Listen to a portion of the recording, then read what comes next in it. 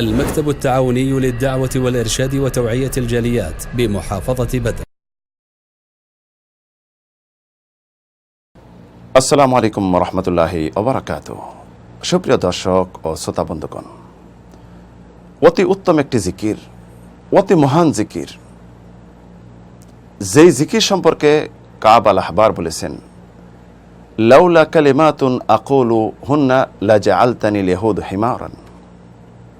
অন্যত্র বলছেন লা সাহারাতনিল ইয়াহুদ। আমি যদি সকাল সন্ধ্যায় এই জিকির না পড়তাম এবং সকাল সন্ধ্যা আল্লাহ রাব্বুল আলামিনের কাছে এই বাক্যগুলি দিয়ে, এই শব্দগুলি দিয়ে যদি আশ্রয় না চাইতাম, তাহলে ইহুদিরা আমাকে জাদু করে অপমান এবং লাঞ্ছনা করত এবং আমার অনেক ক্ষতি সাধন করত।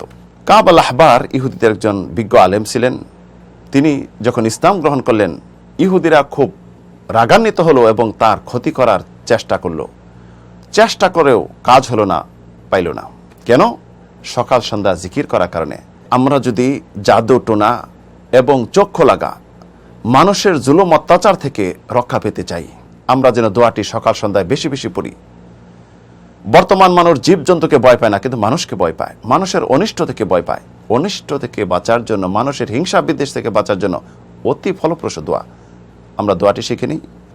আউযু বিওয়াজহিল্লাহিল আযীম আল্লাযী লাইসা শাইউন আ'যামু মিন ওয়া বিকালিমাতিল্লাহি তাম্মাতিল্লাতী লা ইউজাবিজুহুন্না বাররু ওয়ালা ফাজির ওয়া বিআসমাইল্লাহিল হুসনা কুল্লিহা মা আলিমতু মিনহা ওয়া মা লাম আ'লাম ওয়া মিন শাররি মা খালাকা ওয়া যারাআ ওয়া বারা। তাহলে আসুন এই জিকিরটি আমরা করি, নিজেকে জাদু টোনা, মানুষের চক্ষু লাগানো এবং মানুষের প্রতিহিংসা থেকে রক্ষা করি। আল্লাহ রাব্বুল আলামিন তৌফিক দিন। আমিন, আল্লাহুম্মা আমিন।